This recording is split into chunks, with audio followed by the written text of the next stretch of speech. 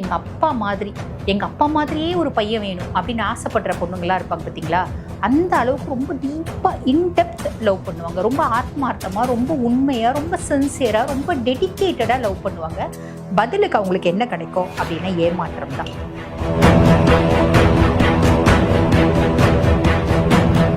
So இவங்க true love எதிர்பார்ப்பாங்க, பதிலுக்கு அவங்க காசை மட்டுமே எதிர்ப்பாங்க. ஏதோ ஒரு எதிர்பார்ப்பு, மற்றபடி உன் மேலே எனக்கு ட்ரூ லவ் இல்லை. இப்படி தான் வந்து பார்த்தீங்கன்னா விருச்சிகத்துக்கு அமையுது அப்படின்னு சொல்லலாம். ஒரு பையனை லவ் பண்ணுறேன்னா எங்கள் அப்பா மாதிரியே ஒரு பையன் வேணும் அப்படின்னு ஆசைப்படுற பொண்ணுங்களாம் இருப்பாங்க பார்த்தீங்களா? அந்த அளவுக்கு ரொம்ப டீப்பாக இன்டெப்த் லவ் பண்ணுவாங்க. ரொம்ப ஆத்மார்த்தமாக, ரொம்ப உண்மையாக, ரொம்ப சின்சியராக, ரொம்ப டெடிக்கேட்டடாக லவ் பண்ணுவாங்க. பதிலுக்கு அவங்களுக்கு என்ன கிடைக்கும் அப்படின்னா ஏமாற்றம் தான். ஸோ இவங்க ட்ரூ லவ் எதிர்பார்ப்பாங்க, பதிலுக்கு அவங்க காசை மட்டுமே எதிர்ப்பாங்க. ஏதோ ஒரு எதிர்பார்ப்பு, மற்றபடி உன் மேலே எனக்கு ட்ரூ லவ் இல்லை. இப்படி தான் வந்து பார்த்தீங்கன்னா விருச்சிகத்துக்கு அமையுது அப்படின்னு சொல்லலாம். இன்னைக்கு ஒன்று பேசுவேன், நாளைக்கு ஒன்று பேசுவேன். நேற்று எனக்கு ஒன்று கரெக்டாக தெரியும், இன்னைக்கு ஒன்று கரெக்டாக தெரியும், நாளைக்கு இன்னொன்று கரெக்டாக இருக்கும். ஏப்பா நேற்று ஒன்று பேசுனேன், இன்னைக்கு ஒன்று பேசுகிறேன், நாளைக்கு ஒன்று பேசுகிறேன் அப்படின்னா அது நேற்று, இது இன்னைக்கு, அது நாளைக்கு அப்படின்ற மாதிரி நம்ம டைலாக் பேசுவோம். புரியுதுங்களா?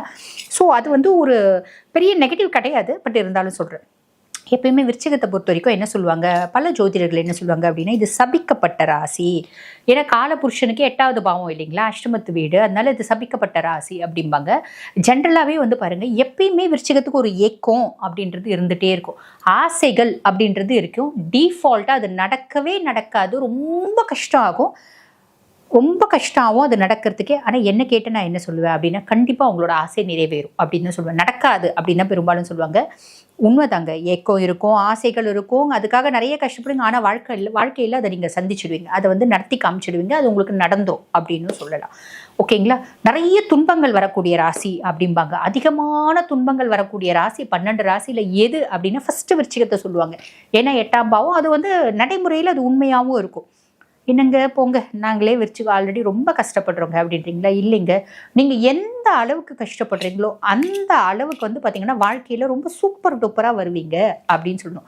எந்த அளவுக்கு உங்களுக்கு துன்பங்களும், துயரங்களும், துக்கங்களும், சோகங்களும் வருதோ அந்த அளவுக்கு உங்களுக்கு சந்தோஷங்களும், குதூகலங்களும், நிம்மதிகளும் வரும் அப்படின்றது வந்து நீங்கள் கல்வெட்டிலே செதுக்கி வச்சுக்கோங்க. அதுதான் உண்மை.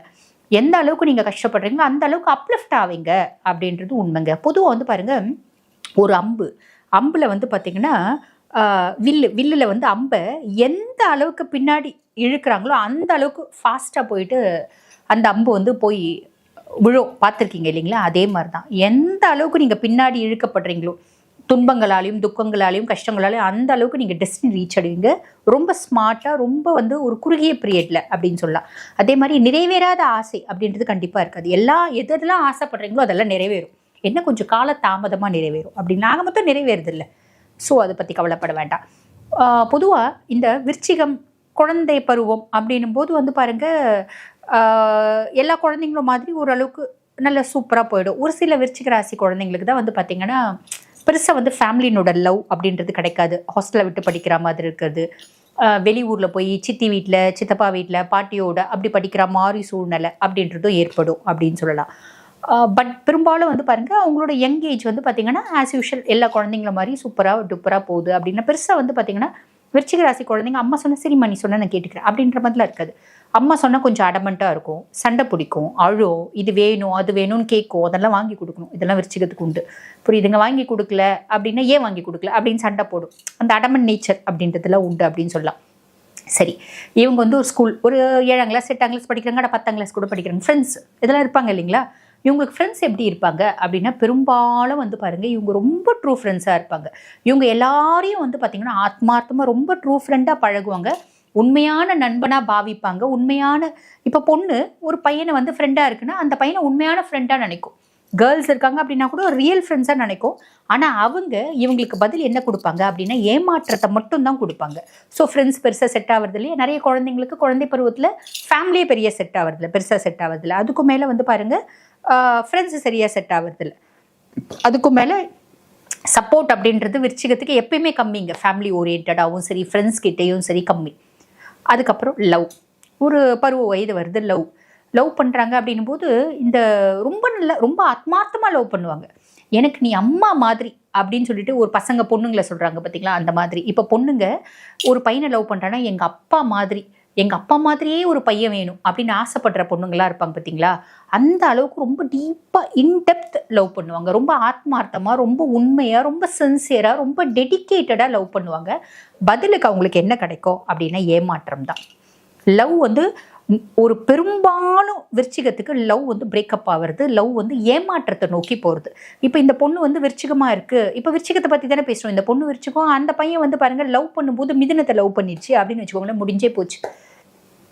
சாலிடாக வந்து பார்த்தீங்கன்னா அது வந்து ஏமாற்றத்தை நோக்கி போகும். நிறைய விருச்சிகத்தையும் லவ் பண்ணால் கூட வந்து பார்த்தீங்கன்னா இவங்களோட மிரர் இமேஜ் மாதிரி அவங்க மேனிஃபெஸ்ட் ஆவாங்க. அதுவும் பெருசாக ஒத்து வர்றதில்ல. விருச்சிகமே லவ் பண்ணுறதும் வந்து பார்த்தீங்கன்னா நிறைய ஃபெயிலியர்ஸ் நோக்கி போகிறத நான் பார்த்துருக்கேன் என்னோட ஒரு எக்ஸ்பீரியன்ஸில். விருச்சிகம் மிதுனம் சாலிடாக ஃபெயிலியரை நோக்கி போகுது லவ் போதே. அந்த ஏமாற்றம் பொதுவாகவே விருச்சிகத்துக்கு ஏமாற்றம் அப்படின்றது வந்து தனிப்பட்ட பாடு, எல்லா விதத்துலையும் ஏமாறுவாங்க. ஆக ஏமாறுறதுக்குன்னே ஒரு ராசி எதுன்னா அது விருச்சிகம் அப்படின்னு தான் சொல்லலாம். மிதுனத்தெல்லாம் பண்ணால் சாலிடாக நம்ம நோட் பண்ணி வச்சுக்கலாம், செதுக்கி வச்சுக்கலாம், எழுதி வச்சுக்கலாம் அவங்க ஏமாற போகிறாங்க அப்படின்னு. அப்படி மிஞ்ச அவங்கள கல்யாணம் பண்ணிக்கினாங்க, லவ் மேரேஜ் பண்ணிக்கினாங்க அப்படின்னு நொந்துக்கிறது தான். எப்பயுமே வந்து பார்த்தீங்கன்னா விருச்சிகம் ஒரு ட்ரூ லவ்வை எக்ஸ்பெக்ட் பண்ணுவாங்க. ஆனால் அவங்களுக்கு கிடைக்கிறது ஒரு ஒரு என்ன சொல்கிறது, ஒரு கால்குலேட்டிவ் லவ் தான் உங்களுக்கு கிடைக்கும். லவ்வே அப்படி தான் கிடைக்கும். அதுக்கு மேலே அந்த பையனையே கல்யாணம் பண்ணிக்கிறாங்க அப்படின்னு வச்சுக்கோங்களேன். இந்த பொண்ணு உண்மையான அன்பை எதிர்பார்க்கும். அந்த பையன் இந்த பொண்ணுகிட்டேருந்து என்ன வருமானம் வரும், என்ன வந்து சொத்து பத்து வரும், இந்த பொண்ணு என்ன நம்மளுக்கு சம்பாரிச்சு கொடுக்கும், அந்த மாதிரி எக்கனாமிக்கலாக அந்த பையன் எதிர்பார்ப்பா. ஸோ இவங்க ட்ரூ லவ் எதிர்பார்ப்பாங்க, பதிலுக்கு அவங்க காசை மட்டுமே எதிர்ப்பாங்க, ஏதோ ஒரு எதிர்பார்ப்பு, மற்றபடி உன் மேலே எனக்கு ட்ரூ லவ் இல்லை. இப்படி தான் வந்து பார்த்தீங்கன்னா விருச்சிகத்துக்கு அமையுது அப்படின்னு சொல்லலாம்.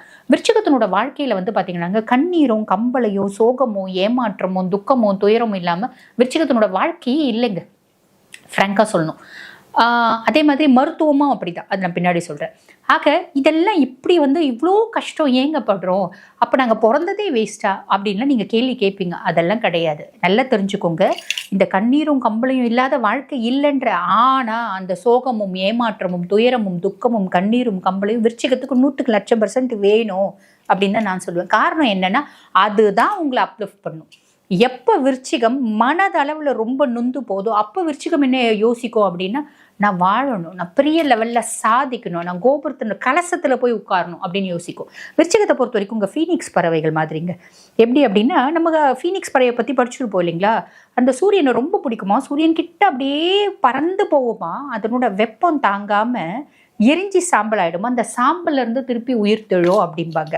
ஆக விருச்சிகம் ஃபீனிக்ஸ் பறவைகள். நீங்கள் உங்கள் கஷ்டம் எல்லாம் உங்களுக்கு வேணும், நல்லது கரை நல்லது அப்படின்ற கதை தான். எனக்கு என்னோட கஷ்டம் நல்லது, என்னோட துக்கமும் துயரமும் என்னோட ஏமாற்றமும் எனக்கு நல்லது அப்படின்றது தான் விருச்சிகம் நீங்கள் யோசிக்கணும். ஐயோ யாருக்குமே என் கூட பண்ணா என் கூட இருக்கா ஒரு பொண்ணு, அவள் ரொம்ப மட்டமான பொண்ணு, ரொம்ப கேரக்டர்லெஸ், 10 பேரை லவ் பண்ணுறான், ஆனால் அவளுக்கு அவ்வளோ சூப்பரான ஒரு பையன் கிடச்சிட்டானே, எனக்கு ஒரு நல்ல லவ் கிடைக்க மாட்டேங்குது அப்படின்லாம் நீங்கள் வருத்தப்படுறீங்க பார்த்தீங்களா. ப்ளீஸ் டோன்ட் வருத்தப்படாதீங்க, அதெல்லாம் டோன்ட் ஃபீல் லைக் தட். ஏன் அப்படின்னா எப்படி ஏமாறுறீங்களோ, எந்த அளவுக்கு ஏமாறுறீங்களோ, எந்த அளவுக்கு நீங்கள் நொந்து போகிறீங்களோ அந்த அளவுக்கு வாழ்க்கையில் உயருவீங்க அப்படின்னு சொல்லணும். சரி, ஓகே. இப்போ லவ் மேரேஜ் இப்படி தான் போகும். பொதுவாக விருச்சிகத்தினோட கேரியர் எப்படி இருக்கும் அப்படின்னா, நீர் சார்ந்த ராசி இல்லையா. அப்போ வந்து பாருங்கள், இவங்க கடல் சார்ந்த தொழில், இப்போ ஷிப்பில் வேலை செய்கிற நிறைய லேடிஸ் வேலை செய்வாங்க. இவங்க கடல் சார்ந்த தொழில், ஃபாரினில் வேலை செய்கிறது. அதே மாதிரி பார்த்திங்கன்னா யூனிஃபார்ம்டு சர்வீஸு, எக்ஸ்போர்ட்டு, அரசாங்கம் சார்ந்த வேலை, இதெல்லாம் வந்து விருச்சிகத்துக்கு நிறைய வந்து ஓடுங்க. நிறைய சாஃப்ட்வேர் ஃபீல்டில் ஒரு டாக்டர்ஸாக, அதே மாதிரி பார்த்திங்கன்னா டாக்டர்ஸாக இருக்காங்க அப்படின்னா கூட இவங்க இந்த ஸ்கார்பியன்ஸ் எப்படி இருப்பாங்க அப்படின்னா, ஒரு ரெஸ்ட்ரிக்டட் ஏரியாஸ்லேயே இவங்களோட ஒர்க் அப்படின்னு இருக்கும். ஒரு டாக்டர்னா அவங்க வந்து பார்த்திங்கன்னா போஸ்ட்மார்ட்டம் பண்ணுற டாக்டராக இருப்பாங்க. அவங்க நம்ம ஒரு போஸ்ட்மார்ட்டம் பண்ணுற ரூமில் வந்து நம்ம எல்லாம் வந்து டேரெக்டாக போயிட முடியாது இல்லையா. ஸோ அவங்களோட வேலையெல்லாம் அப்படி தான் இருக்கும். அதே மாதிரி நைட் டைமில் ஒரு இந்த எக்ஸ்போர்ட்டு இம்போர்ட்டு இரவு சார்ந்த வேலை, ஒரு ரெஸ்ட்ரிக்டட் ஏரியாஸில் வேலை, ஒரு பேங்க்லேயே வேலை செய்கிறாங்க அப்படின்னா ஒரு லீகல் டிபார்ட்மெண்ட்டில் வேலை, எல்லாரும் உள்ளே நுழைஞ்சிட முடியாது இல்லையா, அந்த மாதிரி தான் இருப்பாங்க. அப்போ இவங்களுக்கு வெளியே இருக்கவங்களுக்கு தேர் டாக்டர்ஸ் அப்படின்றது தெரியும். ஆனால் என்ன டாக்டர், எப்போ போகிறாங்க எப்போ வராங்க, அதெல்லாம் பெருசாக வந்து இவங்களை பற்றி இவங்க வெளியே வந்து தெரிய வைக்கிறதே இல்லை அப்படின்னு சொல்லலாம். சரிங்களா. பொதுவாக இந்த விருச்சிகத்துக்கு பூமி மேலே ஒரு பற்று அப்படின்றது உண்டு. ஏன்னா செவ்வாய் ஆதிக்கம் பெற்ற பர்சனாலிட்டிஸ் இல்லையா, பூமி மேலே பற்று. அந்த காலத்தில் வந்து பார்த்திங்கன்னா நிறைய ராஜாக்கள் நிறைய நாட்டு மேலே போர் தொடுத்து நிலப்பரப்பை அதிகப்படுத்தினவங்களாம் பெரும்பாலும் விருச்சிகமாக இருப்பாங்க அப்படின்னு சொல்லலாம். ஆனால் இப்படிப்பட்ட பூமி மேலே அதிகப்பற்று இருக்க ஒரு விருச்சிக பர்சனாலிட்டிஸ் பரம்பரை சொத்து அப்படின்னு வருதுன்னா அதில் கண்டிப்பாக ஒரு வில்லங்கோ அப்படின்றது இருக்கும். சரி, இது விருச்சிக பற்றி ரொம்ப சூப்பராக சொன்னீங்க. விருச்சிக லேடிஸ் எல்லாம் ரொம்ப சூப்பராக சொன்னீங்க. ஃபேமிலியில் எப்படிங்க அப்படின்னா, ஃபேமிலியில் தான் இவங்க தான் ஏமாற்றப்படுறாங்களே, ஃபேமிலிலையும் ஏமாற்றப்படுறாங்க, எல்லா ஆஸ்பெக்ட்லையும் ஏமாற்றப்படுறாங்க. பட் பியாண்ட் தட் அவங்க சாதிப்பாங்க. பெருசாக வந்து உங்களுக்கு ஃபேமிலி லைஃப் லவ் லைஃப் அதை பற்றிலாம் பேசணுன்றதுல பாவம் அவங்களோட கஷ்டத்தையும் நம்மளும் திருப்பி எப்படி சொல்கிறது, சொல்ல முடியாது இல்லைங்களா. ஆனால் அந்த கஷ்டத்தில் ஒரு ப்ளஸ் இருக்குது, பெரிய ப்ளஸ், ஒரு ப்ளஸ் இல்லை 1000 ப்ளஸ் இருக்குது. ஸோ காம்ப்ரமைசிங் லைஃப் அப்படின்னு தான் சொல்லணும். மைனஸ் என்ன, இவங்ககிட்ட மைனஸே கிடையாதுங்க. இருக்குது என்ன இருக்குது அப்படின்னு நான் பெருசாக ஆர்கியூ பண்ணுவேன்ல, ஆர்கியூமெண்டல் நேச்சர், கோபப்படுவேன், இமோஷனலி எனக்கு இம்பேலன்ஸ். எப்பயுமே நான் விருச்சிகம் வந்து குறுக்கு வழியில் எதுவுமே செய்யக்கூடாதுங்க. குறுக்கு வழியில் செய்கிறீங்க அப்படின்னா அது நெகட்டிவ் நோக்கி போயிடும். இது ஜென்ரலாக ஒரு இன்ஸ்ட்ரக்ஷன் கொடுக்க மறந்துட்டேன். ஸோ இப்போ உங்களுக்கு கொடுக்குறேன். சரி, ஹெல்த் ரிலேட்டட் காம்ப்ளிகேஷன்ஸ் ஏதாவது இருக்குமா உங்களுக்கு? இவங்களுக்கு விருச்சிக ராசி அன்பர்கள் உங்களுக்கு என்ன மாதிரி தொந்தரவுகள் வரும் அப்படின்னா, அந்த சூடு சம்மந்தப்பட்ட நோய்கள். அப்போ வந்து இந்த ஆனல் ஏரியாவில், அதாவது பைல்ஸு, ஃபிஸ்டூல், அந்த மூலம் பௌத்திரம் அப்படின்லாம் சொல்கிறாங்க பார்த்தீங்களா, அந்த மாதிரி urinary tract infection, spinal card complications இதெல்லாம் வரும். பொதுவாக விருச்சிகத்தை பற்றி சொல்லணும் அப்படின்னா, நோய்வாய்ப்படாத விருச்சிக ராசினரே கிடையாது அப்படின்னு சொல்லலாம். மருத்துவ செலவு இல்லாத விருச்சிக ராசியே கிடையாது. இதுவும் வந்து பார்த்திங்கன்னா விருச்சிகத்தில் ஒரு எழுதப்பட்ட விதி. அப்படின்னா முதல்ல நான் எப்படி ஏமாற்றம் கண்ணீர் கம்பளை அப்படின்னு சொல்ல, அதே மாதிரி அவங்க பீக்கில் போகணும் அப்படின்னு நினச்சா அவங்கள அடிச்சுக்க யாராலையும் முடியாது. இதுவும் எழுதப்படாத விதி விருச்சிகத்துக்கு, புரிஞ்சுக்கோங்க. ஸோ இந்த விஷயத்தை மட்டும் மறந்துட்டீங்க, மீதி எல்லாமே ஞாபகம் வச்சுக்கிறீங்க.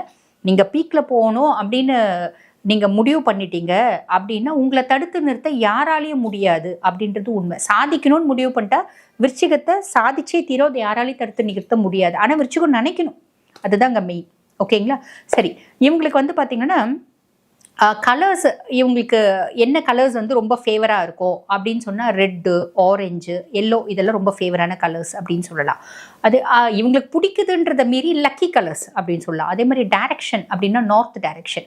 பொதுவாக விருச்சிகத்தை பற்றி என்ன சொல்லணும் அப்படின்னா, ஒத்த வார்த்தையில் சொல்லணும் அப்படின்னா, பிறருக்கு பாதுகாவலர்கள், 4 பேருக்கு நல்லதுக்காக நான் பிறந்திருக்கேன் அப்படின்னு சொல்லிக்கலாம் விருச்சிகத்தை பொறுத்து. ஆனால் அப்படி நினைக்காதீங்க, நீங்கள் உங்களுக்காக வாழுங்க, சாதிக்கணும்னு நினைங்க, சூப்பர் டூப்பராக சாதிக்கலாம் அப்படின்னு சொல்லலாம்.